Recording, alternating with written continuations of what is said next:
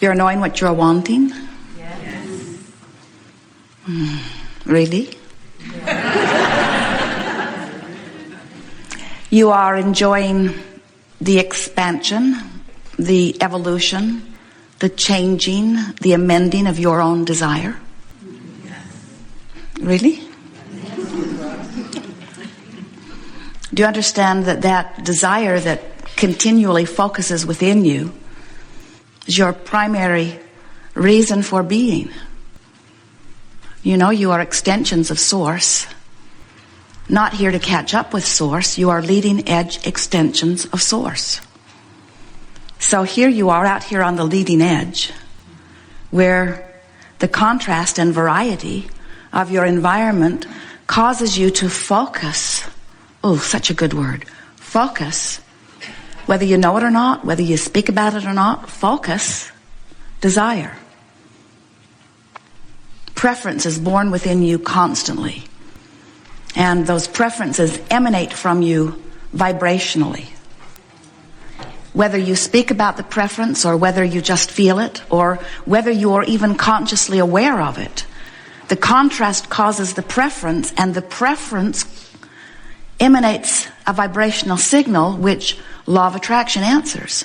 So when you ask, it is always answered every single time. Sometimes we think, as we feel you, as we speak those words, that you don't yet understand the importance of that process. The value of you presenting yourself into an environment like this physical life experience in this body at this time on this planet, this time-space reality. Sometimes we think that you don't really understand the importance of your moving around here, your interacting with others, your coming to your important personal conclusions. But we know the importance of the personal preferences that are born within you. You're the only one having this experience known as your experience here and now. And as you move about and your desire formulates within you, you uniquely summon, and the universe expands because of your being. Now, that in and of itself makes you worthy of anything in the world and beyond that you could possibly think of to ask for. You're not here proving worthiness. You came as worthy beings wanting the experience of expansion. So, when you ask every single time, all resources, and we can't begin to describe those to you, move into place, circumstances and events, in order to help you to achieve that which you are asking for. We call this gathering the art of allowing. It isn't about convincing you of your worthiness, because we cannot convince you of something that you've made your mind up about. And your worthiness, as far as we are concerned, is not at issue. You are worthy. We are not here to coach you or teach you or guide you or hope that you will find specific things to want or desire. That's your job. You get to choose that. No one is monitoring that and cataloging and pigeonholing the appropriateness of the desires that are being born within you. You get to choose, and what you choose is right. So what we are about is helping you, if you want it, to find vibrational alignment with the desires that this time-space reality has produced within you. Nothing is more miserable than to be focused in this magnificent body, have your environment produce for you a flaming, raging, fantastic desire, and then stand with the belief that you can't have it. That is a gross misalignment of your energy. And that equals negative emotion within you, which is the indication of your gross misalignment of energy. So the art of allowing is about learning to manage your energy. It's about learning to balance your energy. Not balance your energy with everybody else on the planet. Not balance your energy with your mother or with your lover or with what the Republicans say or the Democrats say or the Christians say or the Muslims say. It's not about balancing your energy with anything outside of you. It's about balancing your energy within you, balancing the energy that is you, balancing the energy that is your source with the energy that is your desire, with the energy that is your right now in this moment vibration. Do you know what accomplishes your right now in this moment vibration?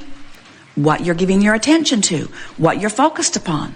So whether you are remembering or pondering or musing or imagining or observing or contemplating, all of those words and all of those experiences mean a focusing of energy. They mean an offering of a vibration which is having a relationship with the vibration that is really you.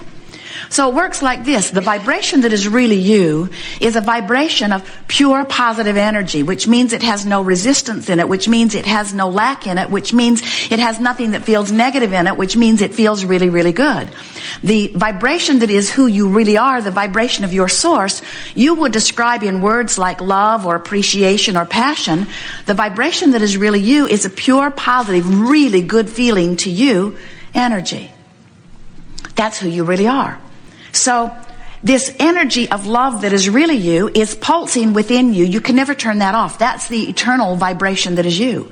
That's always pulsing in the background. So when we talk about aligning energy or balancing energy, we're talking about you now tweaking your in-the-moment focus or perspective into alignment with that undercurrent of energy of well-being.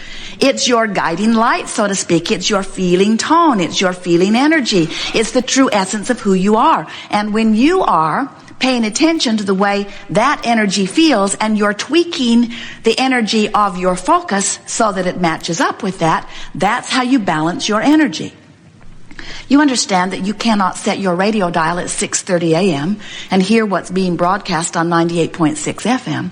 You understand the matching of those frequencies, and this is the same sort of matching of frequencies. There's this frequency that is your true tower, your true transmitting tower, the vibration that is really you, that transmits at this very high, pure frequency. So, for example, that is a frequency that adores you, that loves you, that finds you worthy. So if you are, in some moment, focused upon some aspect of your life and you are condemning yourself, blaming yourself for something you have done in the past, or hating yourself because you are not feeling good now, what happens is, as you offer that vibration here and now, that vibration that feels like, I don't like me, the discord that is within you is the discord that happens when you offer a thought about yourself that is so contrary to how who you really are really feels about yourself. You see what we're getting at? When you look at your president of your nation and you condemn him for something that you disapprove of, that focus takes you out of alignment with who you are.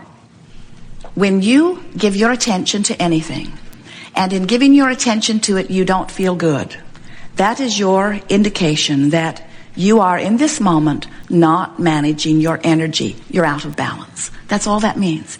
You hear a lot of talk about balancing energy, and yet most people have no clue how to go about balancing energy. And it's not something that once you get it done, it's done forevermore. It's like riding the knob on the mixer to make sure that the sound balance is constantly in place. In other words, someone will sit in the hot seat today and they'll get too close to the microphone or too far away from the microphone, and Jerry will scramble and turn knobs to try to keep a consistent sound coming out into the room and into the recordings because he's wanting to balance the energy. And you need to ride constant vigil on your mixer also. In other words, you are really, really, really wanting to be a vibrational match with who you really are. And when you're not a vibrational match with who you really are, your indicators will let you know that. We are eager to talk with you about anything that is important to you. We want you to understand that who you are right now and who you are becoming is completely up to you. We just want to put our 2 cents worth in by saying to you that who you really are is a clear-minded, magnificent, good-feeling, brilliant, creative, loving genius. That's who you really are. And the closer you come to recognizing that about you, the closer you come to really practicing the art of allowing. We want you to love you. But for most of you, that's the hardest task you ever embark on. Because you've been practicing not loving you as you've been comparing yourself to the standards that others have devised in order to try to help them control the conditions that they thought they needed to control in order to feel better, which never worked for them. So the effort you made at being who you thought they needed you to be so that they would feel better always failed. And that caused an eroding of your sense of worthiness. We just can't say it any clearer than that. But you know what? You can wad that all up and leave it behind if you'll decide today or tomorrow, no rush, that nothing is more important than that you feel good and that you've got control of that. Every relationship you have will improve immediately because you'll be letting them all off the hook. Can you imagine how refreshing it would be to hear from someone you love, hey, I'm no longer holding you responsible for my happiness. So call me if you feel like it. Come see me if you want to. Send me gifts, send me presents. Do whatever pleases you. But I'm joyful and in love with life and loving you no matter what you do. Because I've discovered the freedom that only came to me when I realized that my happiness cannot depend on anything anybody else is doing. It puts too much pressure on them to perform in ways they can't possibly perform. And it holds me in a place of constant hurt because you keep letting me down. So I'm letting us all off the hook. I've decided to be joyful or do the best I can to be joyful. Today I'm ornery, but I'm on my way to joyful. Happy in my orneriness. Feel so much better than the despair I felt last week. So I'm celebrating my orneriness by announcing to you that you don't have to please me anymore because I found out that that's not the key to my happiness. True freedom in that knowing. You have some things you want to talk about? Yes? You know that everything that you want to know, we will talk about here today. Whether you sit in the chair or not, your questions will be addressed fully.